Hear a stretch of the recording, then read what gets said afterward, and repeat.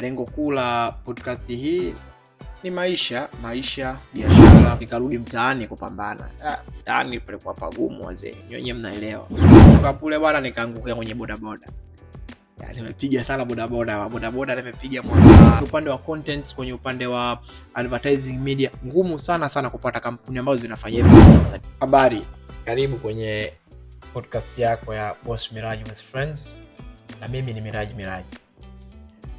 Kama ilivyoada, leo tumekuletea episode ya kwanza kabisa ya Boss Miraji with Friends podcast ambayo inaitwa The Intro.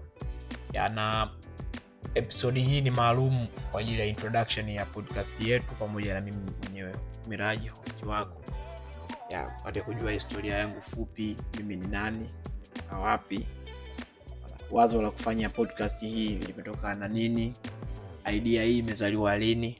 So lengo kuu la podcast hii ni maisha, biashara, ya kupeana ushauri wa hapa na pale, namna gani ya kujitambua kama kijana, na kama kijana mwenye malengo ufanye nini ili tupate kuamua pale ambapo tumenasa, au kama tuna changamoto tunazitatua vipi changamoto hizo. So karibu sana, jumuika nami kwenye podcast hii. Hii ni session ya kwanza za intro. Karibu sana. Mambo vipi? Mimi naitwa Miraji. Mimi ndo host wako na mimi ndo mwanzilishi na mgunduzi wa podcast yetu hii ya Boss Miraji with Friends. So ukisikia Boss Miraji umenisikia mimi hapo, nimetajwa Miraji. So Boss Miraji hii ni nickname ambayo nickname hii ilitoka mtaani. Kuna watu wengi ambao mimi wananifahamu wanapenda sana kuniita boss Miraji kutokana sikuwa na hela. So kama nilikuwa na hela na wakaniita boss, hapana. Sikuwa na hela, sikuwa na chochote, sema tu nilikuwa na mawazo. So mimi ni mtu ambaye nilikuwa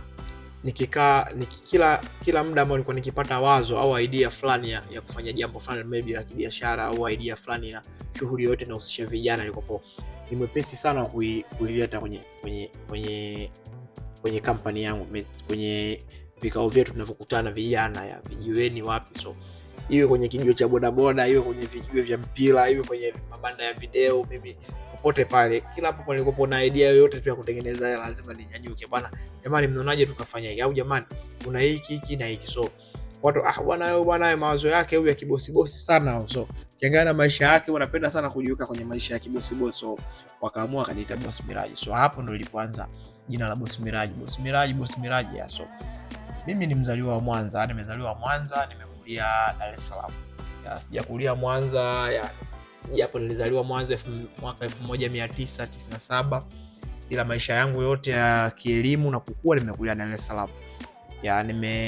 Nilianza elimu yangu ya msingi mwaka 2004 katika shule ya msingi Bokorani Primary School ipo Temeke. Nimemaliza shule ya msingi 2010. Mwaka 2011 nimeanza shule ya elimu ya sekondari katika shule ya sekondari Kibasila High School. Nimefanya pale miaka 4, form 1 mpaka form 4. Kisha mwaka 2015 nimeenda CBE, chuo cha elimu ya biashara. Pale nimefanya mwaka mmoja certificate. Nilipofanya certificate nimemaliza, sikubahatika kuendelea kutokana na changamoto za hapa na pale, masuala ya ada nini. Lakini tangu nimetoka CBE nadhani nimekuwa na historia ndefu kidogo hapa katikati. Japo sio ndefu sana kwa sababu najua kila mtu ana historia yake. Lakini kwa mimi nahisi ni ndefu, afu imenijenga sana hapa katikati mpaka kufika hapa nilipo. Kwa sababu nilipotoka CBE nilipata kazi sehemu, nikaajiriwa, nimekaa pale katika ile kampuni kama mwaka mmoja. Kuna kampuni nilikuwa nafanya media inajihusisha na masuala ya matangazo. Sema ili base zaidi kwenye magazine ya magazeti ya matangazo. Nimefanya kwenye ile magazine kwa muda wa mwaka mmoja. Nikatoka pale 2017 nimepata kazi sehemu nyingine, nimeenda kufanya kazi nyingine tofauti kabisa. Kuna kampuni nyingine inasoma masuala ya usafi. Kwenye kampuni ya masuala ya usafi pale nilikuwa kama business development officer. So nilikuwa kazi yangu mimi kuandaa tenda kwa ajili ya kwenda kuomba hizi tenda za usafi kwenye taasisi ya serikali, hospitali, kwenye maofisi ya serikali. So nimefanya ile kazi kwa almost miezi 6. Then nimeacha ile kazi, nimeenda Dubai kutafuta maisha. Nimeenda Dubai mwaka 2017 mwishoni. Nimekaa Dubai kwa muda mwezi mmoja. Mambo yangu hayajakaa kama nilivyopanga, kwa sababu information ambayo tulikuwa tumepewa ilikuwa kidogo sio sahihi na tulizozikuta kule. So tumeenda kule mambo yakawa kidogo hayako sawa. Na sio kidogo ni sana ilikuwa hayako sawa, masuala ya kazi nini, basi kalazimika kurudi zangu nyumbani. So narudi Tanzania mwaka 2018 mwanzoni kabisa, I think ilikuwa tarehe 1 sikukuu, nadhani nilikuwa kwenye ndege narudi Tanzania. Basi hapo nikaanza mchaka. So nilivyorudi tu Tanzania, kitu cha kwanza kukifanya nilisajili kampuni yangu ya Mira Marketing and Media. So kwa sababu nilikopo na idea kipindi kile ya kufanya biashara pia, kutokana na kazi yangu ya kwanza kabisa ilikuwa ni media. So nikasema kwa nini na mimi nisifanye kile kitu ambacho nakijua, ambacho kitu nimeki experience kwa muda wa mwaka mmoja. So nikasema okay, ngoja nikifanye. Nimeingia kwenye media, nikasajili kampuni na Mira Marketing and Media Limited. Kipindi kile ilikuwa nimesajili kwa jina lingine kidogo, kwa Mira Marketing Corporation Limited. So nimefanya ile kampuni kwa muda kama wa mwaka, nimeshindwa kuendesha. So kwa sababu kwa kipindi kile nilikuwa na mebezi zaidi kwenye huduma ya bulk emails na bulk SMS, lakini ukiangalia kwa teknolojia ile hapa kwetu Tanzania ilikuwa kidogo bado sana. Watu walikuwa hawasomi email, SMS zenyewe. SMS walikuwa wanafungua, lakini kwa na sheria nyingi kutokana na masuala ya utapeli yaliibuka kipindi kile. Ile hela tumwa kwenye namba hizo. Nilipoenda nikaachana ile kampuni, nilishindwa, mtaji wa mikata. So nikarudi mtaani kupambana. Mtaani palikuwa pagumu wazee, nyinyi mnaelewa. So mtaani pagumu, nimeingia mtaani kupambana. Nimeingia kwenye mishemishe tu za kawaida hizi, kwenye mambo ya ujenzi, yani nimepiga saidi ya fundi nini. Katoka kule nikaingia kwenye masuala ya michanga mabondeni, nibeba michanga sana nini. Kisha nikatoka kule bwana, nikaangukia kwenye bodaboda. Yani nimepiga sana bodaboda nimepiga miaka 2 bodaboda. Kwa sababu niliingia kwenye bodaboda, nakumbuka 2019 nilipata bahati ya kupata mkataba ile nachukua, na tafuta hesabu napeleka kwa bosi shilingi 10,000. Baada ya muda fulani ile pikipiki inakuwa ya kwako. Nadhani watu wengi watakuwa wanaelewa, nadhani na watu wengi wanaofanya pikipiki wanafanya hiyo biashara ya mkataba. So nimefanya mkataba kwenye pikipiki, nimefanya mkataba nimeendesha ile pikipiki miezi 8, na mkataba wangu mimi ulikuwa ni mwaka 1 na wiki 2. So nimeendesha pikipiki miezi 8, miezi 9. Nikasema okay, nimechoka kuendesha bodaboda, kwa sababu malengo yangu mimi hayakuwa kwenye bodaboda. Ile kwenye bodaboda kwa sababu nikasema kwa kipindi kile kuendesha pikipiki najua, nyumbani kulikuwa na pikipiki. Nilishaanza pikipiki nyumbani. Kwa nini nisiendeshe pikipiki kaniingiza kipato? Kama nipo kwenye kujikwamua, pengine naweza kanitoa point A kunifikisha point B. So nilipoingia kwenye pikipiki, lengo lilikuwa niendeshe mwaka mmoja tu. Nilisema bwana, naendesha pikipiki mwaka mmoja, nikimaliza mwaka mmoja naacha hii biashara bodaboda. Lakini nikajikuta naendesha zaidi ya mwaka mmoja, kwa sababu tayari kwa nishapata ule mkataba. So nimefanya ule mkataba umeisha, unakaribia kuisha, tayari nishasema okay, natoka kwenye pikipiki. So nilipiga hesabu hela ambayo nimempelekea ule bosi wangu, nikatafuta mtu ambaye alikuwa anataka kununua pikipiki. So nilipompata ule mtu, nikaenda naye paka pale kwa bosi wangu kwa ajili ya kupata document. Kaka okay boss, kwa na mama yangu mmoja hivi. Japo hata nilikuwa namheshimu mama yangu, lakini alinidhulumu sema sio anachofanya. Nilipofika pale kwa ule mama, bwana, hii hapa mkataba wangu nimeshaendesha miezi 9, I think miezi 9, miezi 8, sikumbuki, sina kumbukumbu vizuri, miezi 9, miezi 8. Sasa bwana, nataka nivunje mkataba. So kumbe wanauvunja kwamba malengo miezi iliyobaki nadaiwa ni miezi hii 4. So ninachotaka mimi nilipie ile miezi iliyobaki, unipe dokumenti zangu, mimi nataka niuze pikipiki, kisha pesa inayobaki mimi nilikuwa nishapanga kufanya biashara. Nakumbuka nilikuwa nina idea kufanya biashara ya mayai, kuuza mayai jumla, kwa sababu nishaset mipango kila kitu. Lakini yule mama ile siku alileta uzito. Bwana Miraji, bwana wewe, mimi bwana hiyo pikipiki nilikupa bla bla bla. Nikamwambia mama, sasa kweli mimi ulinipa, lakini kama kweli ulinipa kwa lengo la kunisaidia, mimi sasa hivi nishachoka kuendesha pikipiki. Mimi nataka nitoke kwenye pikipiki ni kwenye biashara nyingine, kwa sababu mimi I am not belong kwenye pikipiki. Alafu pia ukiangalia kwa namna moja nyingine, pikipiki ilikuwa chanzo cha mimi na mzee wangu tulikuwa tunagombana sana kwa ajili ya pikipiki. Sababu babangu mimi alikuwa hataki kabisa kuendesha pikipiki. So basi ikawa ndio hivyo, yule mama kana basi rudi siku fulani. Kwa hiyo nikawa stopisha wale matajiri, na bwana turudi siku fulani. Kwa hiyo ile siku imefika, nimeenda, yule mama akagoma kunipa zile karatasi. Kanambia bwana siwezi kukupa, kama vipi pikipiki bwana nitainunua mwenyewe bla bla bla. Akasema sawa. Akasema basi sawa nipe tu pikipiki. Kwa sababu mimi kipindi kile nilikuwa tayari nimeshachoka kuendesha pikipiki na nilikuwa malengo tayari nishakata tamaa kwa mastaki kuendesha pikipiki. Nikamkabidhi mama funguo, nikampa na pikipiki mama, chukua pikipiki kwa sababu tayari nishasema kwenye serikali ya kichwa changu sababu na mimi siwezi kuendea pikipiki. Kwa hiyo kama ulisema utanipa hela yangu na tulishapiga na hesabu ukaona kabisa kwamba nilikuja na hela cash ya kumalizia lakini umekataa. So kama umekataa ukasema utaka mwenyewe pikipiki basi mtabidi unipe kiasi. Mimi nikafanya biashara kwa sababu mwenyewe umeamua kunisupport, it's okay. Nilipofanya vile yule mama niliambulia nadhani 100,000 au shilingi 50,000 ndio hela ambayo niliambulia. Katika hela almost ambayo ilitakiwa anipe almost 600,000. So na nipa 50,000 nakumbuka kama nina kumbukumbu nzuri 50,000. Unaona? Basi baada hapo akaanza kunizungusha akanambia ulivunja mkataba, ilikuwa hivi. Sasa siku mimi nikamwambia bwana mama mimi sitokudai tena hiyo hela kwa sababu wewe ndio unipa pikipiki na mimi nilikuja na mteja hapo kwako nataka kuuza pikipiki lakini tayari umenigeuka, uliniambia unataka kununua pikipiki nao umenigeuka. Nikaona basi nikaachana naye pale. Nakumbuka nimeingia kwenye issue ya ufundi simu. Nikaingia kwenye biashara ya ufundi simu na kuuza vifaa vya simu. Kule kidogo napo nikawa na survive na kule ndo nimesurvive ile biashara ya vifaa vya simu kwa sababu zamani nakumbuka kipindi niko shule ya msingi mzee wangu mimi ashaikuwa na duka la vifaa vya umeme dogo sana. Ile duka mimi nilikuwa najua uendeshaji wake. So pale pia tulikuwa na vifaa vidogo vya simu. Kwa hiyo nasema ngoja niingie kwenye biashara ya vifaa vya simu, ya ufundi simu na vifaa vya simu pamoja na vifaa vya umeme. So huko nikawa nimepata vile vyangu vile vitatu. Nilianza na mtaji wa 100,000. Nimeingiza kwenye vifaa vya simu, cover, earphone, charger, vitu vidogo screen protector. Kwa nimefanya ile biashara nimejifunza pia ufundi simu kwa sababu na kaka yangu binamu ambaye yeye ni fundi simu yupo Kariakoo. Akaniingiza pale kwenye ile ofisi yao kanifundisha kazi, nilifunza ufundi. Nimeshapata kujua ule ufundi. Nikatoka nikahamia Kinyerezi. Mzee akaniambia okay sawa nitakufungulia mimi ka frame kadogo. Nikamenifungulia mzee ka frame kadogo bana natengeneza simu. Bana akija mtu bana balbu yangu nauza balbu as well. Na hivyo imeenda hivyo taratibu najikongoja hapo maisha magumu sababu mtaji wenyewe mdogo hauwezi kuishi kusema kutegemea biashara yako unayofanya.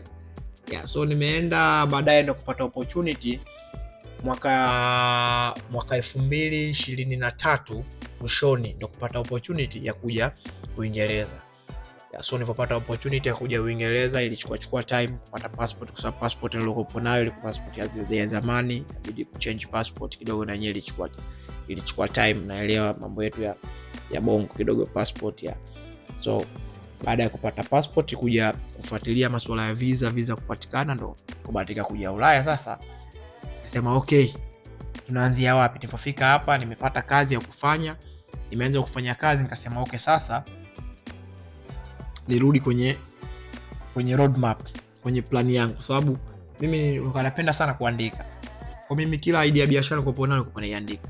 Kila idea ambayo nilikuwa naitaka niifanye nilikuwa naiandika. So katika idea ambazo nilikuwa nimeziandika nilikuwa na idea pia ya kufanya kitu kama hiki podcast. Japo kwa mwanzo sikuweza kuita podcast. Kwa mwanzo nilikuwa nimeita session.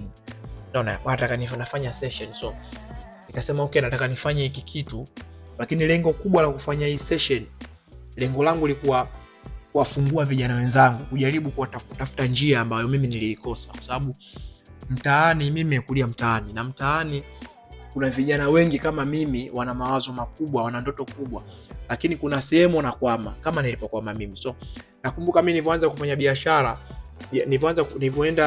nilianzisha hii kampuni ya Mira Marketing. Nilipokwama mimi nilikuwa kuna sometimes unaingia mtandaoni unasema okay ngoja niingie kwenye social media, ngoja niingie kwenye hizi search engine unatafuta maybe na jinsi gani ya kufanya biashara hii, unakosa ile correct information. Ukitafuta hata zile biashara ambazo tayari established zipo kwa nchini kwetu Tanzania, kwa sababu ngoja niangalie hawa pengine nitapata history huyo mtu ameanzaje, unakosa hivyo vitu, hakuna. Kwa sasa hata leo ukisema uingie, hata kesho ukisema uingie kwenye mitandao yetu sisi social media, hauwezi kupata correct information wala right information ambayo itakufanya wewe kama roadmap ya kukufikisha sehemu fulani. Sana kwenye sekta kama za kilimo, kwenye sekta za ufugaji, kule at least wamejikita sana kule kwenye hizo sekta. sekta hizo za kilimo, ufugaji, at least kuna material mengi unaweza kupata kwenye sekta. Lakini kwenye hizi biashara nyingine zinaonekana kama ni biashara za matajiri, pengine zinaonekana kama biashara za watu wanaojiweza. So unaweza kusema okay, mimi nataka kufanya nifungue kiwanda kidogo cha sabuni.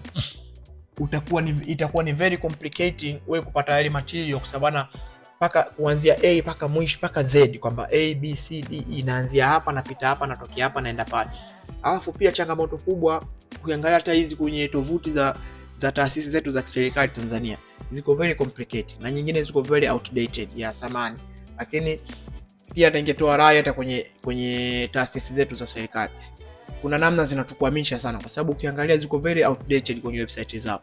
Leo hii ukijaribu mfano kuingia kwenye website ya let's say ya baadhi ya taasisi zetu, labda unataka kupata utaratibu gani wa kupata leseni ya biashara, uko very complicated. Unaingia pale upate information, unaweza kaingia kwenye upande wa fees, mara ifunguke ile page, ukaingia kwenye upande wa form ukawa hakuna kitu. Kwa hiyo kwenye publication unaingia haupati kitu chochote.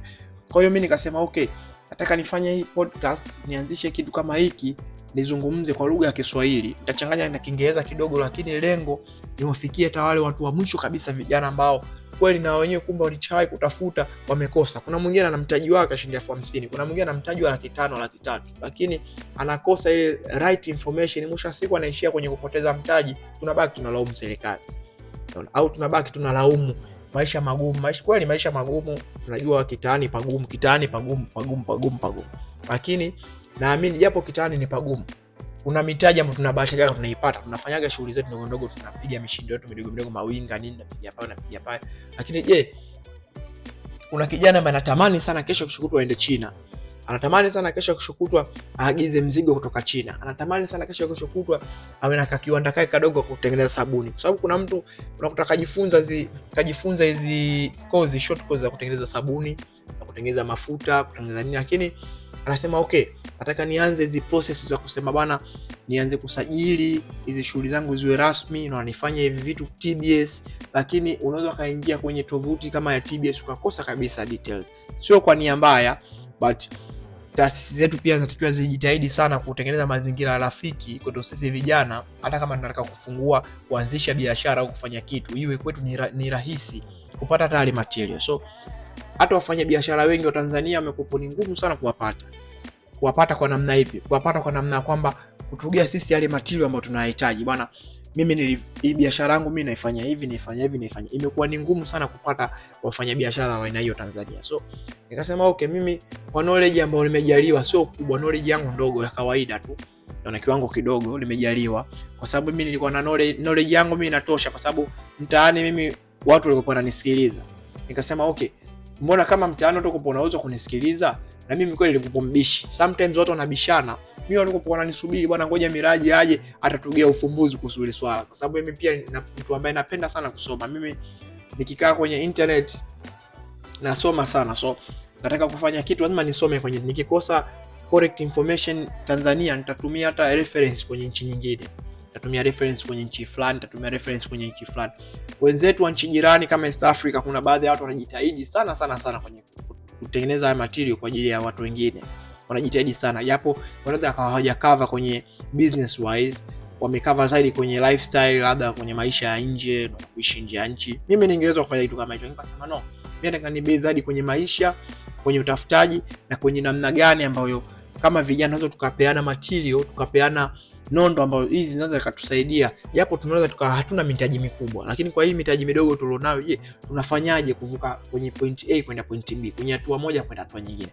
Nikasema okay, ngoja nije na hii podcast, Boss Miraji with Friends podcast, kwa sababu mimi nafanya hii kitu, sisi wote ni wa Afrika, sisi wote ni wa Tanzania, sisi wote ni vijana. Mimi nafanya hii kwa ajili ya kila mtu, kwa ajili ya marafiki. So Boss Miraji with Friends, hii podcast ni kwa ajili ya kila mtu, kwa ajili ya kila rika, kila jinsia, kila umri.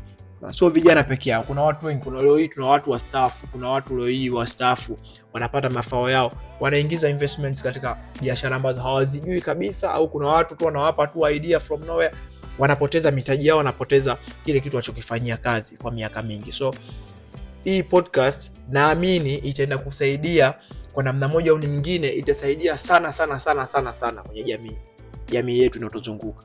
iwe kwenye upande wa kufanya biashara, iwe kwenye upande wa maisha kwa ujumla, kwa sababu nitajitahidi kukava kila engo. Nitakava kwenye engo ya maisha, nitakava kwenye engo ya biashara, nitakava kwenye engo ya startups, watu ambao ndo tunaanza biashara. Kwa sababu kama mimi ni startups. Mimi kampuni yangu mimi idea ninayo tangu miaka hiyo, tangu mwaka 2018, lakini mostly nimeanza kuiexecute kwenye professional way mwaka huu, mwaka 2024. Lakini ni kampuni ambayo tayari imeshakuwa na idea yake tangu 2018, almost 7-8 years. Lakini nimeanza kuiexecute leo 2024 kwenye namna ambayo ni namna sahihi na namna rasmi, kutokana na mimi nimepata kusoma kwa baadhi ya watu ambao tayari wameshafanikiwa kwenye biashara hizi, sio Tanzania lakini nje Tanzania. Kwa sababu sisi tunafanya ni media, lakini tumebase kwenye advertising media, lakini pia tunaanza kufanya content. Lakini kwenye upande wa content, kwenye upande wa advertising media, ngumu sana kupata kampuni ambazo zinafanya hivyo kwa Tanzania. Advertising media zipo kampuni kubwa ambazo zipo established, lakini it's very rare kupata information zote online kwamba bana sisi tulifanya hivi tukafanya hivi. Very rare, ni ngumu sana kufanya hivi. So nikasema okay, kutokana na hiyo changamoto ambayo mimi nimeipitia, kutokana na changamoto ambazo watu wengine wanapitia, ngoja nije na hii podcast. Najua hii podcast itakopo ni mwanga kwa watu wengi, kwa vijana wengi. So tutafanya kwa mtindo huu. Nitakapo nafanya mimi mwenyewe, nitakuwa natafuta baadhi ya material ambayo naamini haya nikiyaleta kwenu yatawasaidia kwa namna moja au nyingine. Unaweza kuona note, unaweza kuona record, unaweza kuona save. Na hizi video hazitakuwa zinafutwa online, hazitakuwa zinafutwa kwenye YouTube channel. YouTube channel yetu Mira Digital TV, ina YouTube channel utasearch utaipata. Instagram yetu ni Mira Digital Media. Ukienda pale pia utakuwa unakuta shorts tutakuwa tunafanya. Instagram yangu mimi ni Boss Miraji, sio muhimu sana lakini pia ni muhimu. Boss Miraji ukienda pale utaikuta. Facebook yangu ni Miraji. Ukienda pale kwenye Miraji Facebook as well utakuta kwenye reels tutakuwa tunaweka. So nitakuwa nafanya material ambayo nitakuwa nafanya session ambazo mimi nachukua kwa coaches, kwa sababu mimi nimekuwa registered kwa makocha. Mimi sio motivation speaker, I don't believe kwenye motivation speakers. Okay, kumradhi, msinielewe vibaya. Lakini mimi siamini kuwa motivated na mtu mwingine. Mimi naamini motivation inaanzia ndani yangu. Inaanzia ndani ya mtu mwenyewe. Kama wewe mwenyewe kweli una nia ya kufika sehemu, motivation hauhitaji kuwa motivated kutoka kwa mtu. Hauhitaji mtu aje kukumotivate. So kama wewe mwenyewe una nia ya kufanya jambo na una hali ya kupambana kupelekea kufanya ile jambo, hauhitaji motivation kutoka kwa mtu. So unaweza mwenyewe ukaamka kesho ukasema mimi nataka nifanye jambo langu ili ukalifanya jambo hili likasimama. Japo kwa ugumu lakini likasimama. Mimi siamini kwenye kuwa motivated na mtu mwingine. Japo nasikiliza baadhi, lakini kwa Tanzania sijafuatilia sana watu wanaofanya motivation kwa Tanzania kusoma kweli, lakini mimi naamini zaidi kwenye coach, kwenye mentors. So nimekuwa nikifuatilia mentors wengi wa Marekani, mentors wengi wa hapa Europe. Nimekuwa nikiangalia roles wengi, watu wanaofanya vitu ambavyo mimi nafanya, na watu ambao wamefanya business tofauti na zimefanikiwa. So wale watu mimi ni watu ambao nawafuatilia sana. So nakuta wale watu mimi nime-enroll, kuna baadhi ya programs wanakuwa nazifanya mimi na enroll sometimes na kesha usiku. Nasema okay, na mimi nakaa, wanatoa podcast, wanatoa notes, wanatoa materials ambayo yatakusaidia leo na kesho, namna gani ya kuwa na self confidence, namna gani ya crush zile bad habits ambazo zinakuharibia mifumo yako yote kwenye kujitafuta, kwenye masuala ya kiuchumi, masuala ya kimaisha, kujitambua, namna gani ya kuua ile nafsi ya uoga kwenye moyo wako, namna gani ya kukill ile worries, unaona, kuondoa worries zako. Kuna mtu anasema bwana kweli mimi nina idea za kufanya jambo. Mimi kweli nina hali ya kufanya jambo. Nikiamka asubuhi nikisikiliza habari, bwana imeniambia hivi na hivi na hivi. Achana na kusikiliza habari. Kama mimi habari zimekuwa zikinigusa kwa namna moja nyingine. Nikiamka asubuhi nikisikia taarifa habari, kuna jambo hili limetokea, inanishusha sana mood. Hii imetokea hivi, inakuaje?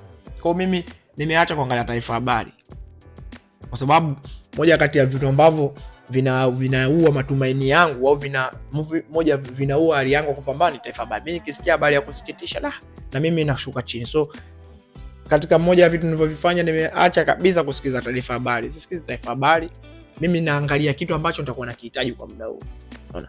Nimeacha kuangalia simu ninapoamka tu, kitu cha kwanza simu. Ninapoamka asubuhi kitandani nitakaa kwa muda dakika 15, 20, 30 kabla ya kugusa simu, kwa sababu nina vitu vingine vingi vya kufanya before kugusa simu. So kuna hizi habits ambazo pia nitazielezea kwenye siku nyingine. Nitaandaa podcast yake ambapo tayari nishaandaa notes na kila kitu. Nitakuja kuifanya podcast yake. Ni very productive. Nitakuja na mambo 5 ambayo mambo kama kijana na mtu unajitambua, ukiyafuata yale mambo ukaamua kuyaacha, kuna mahala fulani utafika, na kuna mahala fulani mambo unayokusudia kuyafanya yatafika. So hiki kitu hii mada nitakuja nadhani baada ya session hii fupi, nitakuja na session ndefu ambayo nitazungumzia hayo mambo 5. Mambo 5 muhimu ambayo hayo mambo ukiyafanya au ukaamua kuyafuata, ukaweka kama ikawa ndo habit zako, ndo namna yako ya kuishi, na vitu vingi sana utaviepuka. So kuanzia wiki ijayo tukijaliwa, nitaanza kudrop baadhi ya shorts. Shorts ni zile video fupi. Naona lengo langu mimi sio kukumotivate. Lengo langu mimi ni kukupa uchukue kitu, ugain kitu kutoka kwenye vitu ambavyo utakuwa navizungumza. Mimi sipo hapa kumotivate mtu. Mimi nipo hapa kuelekezana na wenzangu. Nipo hapa kwa ajili ya kufunguana akili na wenzangu, kuendelea kupeana ufahamu. Kwa hiyo mimi niwaombe ndugu zangu, mtu ambaye utakuwa interested au utakuwa mvutiwa na maudhui ambayo podcast yetu tutakuwa inarusha, basi sio dhambi, jiunge nasi. Unaweza kujiunga nasi, follow kwenye page zetu ambazo nimeshazitaja hapo, like, share, comment. Comment vitu productive. Kama kuna jambo ambalo unatamani tulizungumzie, kama kuna mada ambayo unatamani sana tuigusie, comment katika video yetu. Kama kuna mada ambayo una swali na kutatiza ambayo nahisi labda pengine mimi binafsi naweza nikakushauri kwa namna moja au nyingine, kwa nafasi nilionayo, nitumie message kwenye DM, mimi nitakushauri. Nitajaribu kuongea nawe kwa uwezo ambao nimejaliwa, kwa namna ambayo nimejaliwa, pengine tutakusaidia. So programs zitakuwa ni nyingi, vitu vitakuwa ni vingi sana. Vitu vipo vingi sana vya kuvizungumzia ambavyo naamini kwa namna moja au nyingine vitatusaidia sana sisi katika kujijenga na kujenga jamii na kujenga kesho ambayo itakuwa bora zaidi kuliko hii ambayo tunao sasa hivi. Kama sisi tulikosa right information, basi kuna namna ambayo tunaweza tukafanya hata vijana wa leo nao wakapata right information. Vijana wenyewe ndio sisi na watu wenyewe ndio sisi. So mimi naomba sana ushirikiano wako. Hiyo ndo historia fupi au namna ambayo hii podcast imezaliwa, na mimi ndo host wako.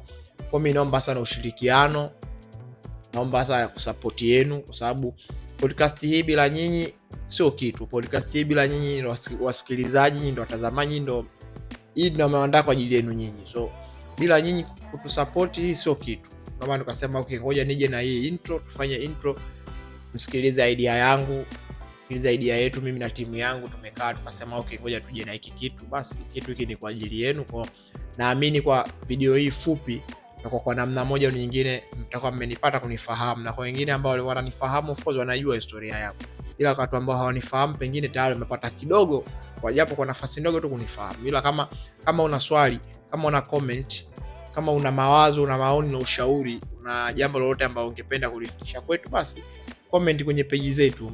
Page yangu mimi kama nilivyosema, Boss Miraji. Unanipata kwenye Instagram Miraji, kwenye Facebook Mira Digital Media, ndo page ya ofisini hapo Instagram. TikTok Mira Digital TV utatupata. Pia kwenye YouTube usahau kusubscribe na kufuatilia kwenye YouTube channel yetu Mira Digital TV. Kuanzia wiki ijayo tutapojaliwa, tunapomajaliwa tutaanza kuachia hizo episode. Kuanzia wiki ijayo tuendelee kufanya kazi kwa bidii. Mimi niwatakie tu utafutaji mwema, tuendelee kufanya kazi kwa bidii, tusikate tamaa. Sababu hata mimi kama ningeamua kukata tamaa, leo nisingekuwa hapa nilipofika. Nisingekaa hapa mbele yako nikaanapiga story na wewe. Kwa podcast itakuwa na vitu vingi, nitapiga story nyingi sana. Na maisha ya huku pia usisahau, tutagusia pia maisha yetu ya ugaibu, tunaishi vipi Uingereza. Bado still kuna a lot of misinformation kuhusu maisha ya nje ya nchi, nje ya Tanzania. Kuna a lot of misinformation. Kwa hiyo kuna vitu vingi ambavyo kama kweli una jambo unahitaji kulifahamu ambalo lipo huku, pia usisite kunicheck. Wewe ni check mimi DM au comment, mimi nitaruka na wewe, nitajibu moja kwa moja.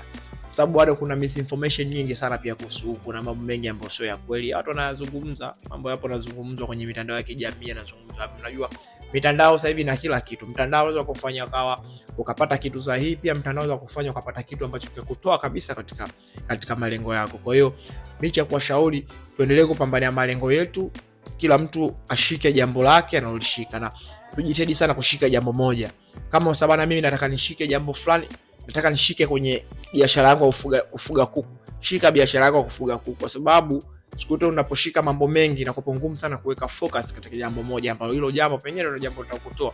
Of course kama una uwezo wa kushika vitu vingi, vishike, vichukue, nenda navyo, lakini kwa mimi napenda sana kushauri mtu ashike jambo moja.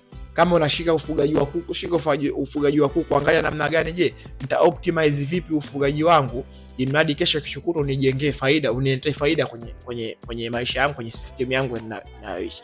Je, kama bwana mimi ni mpiga picha, ni optimize vipi upiga picha wangu, nijitofautishe vipi ili kesho kishukutwa mimi ni tofauti na wapiga picha wengine. Kama mimi ni mwigizaji, nikomae vipi kwenye sanaa, kesho nifikishe pale ambapo mimi natamani kufika kwenye sanaa yangu. Kwa hiyo kama mimi ni mtu wa music, vile vile kwa wafanya biashara wote ya. Kwa hiyo pia tuamue tufanye vitu ambavyo ni endelevu. Kama unafanya biashara, tufanye biashara ambazo zitakuwa ni endelevu, biashara ambayo inaishi.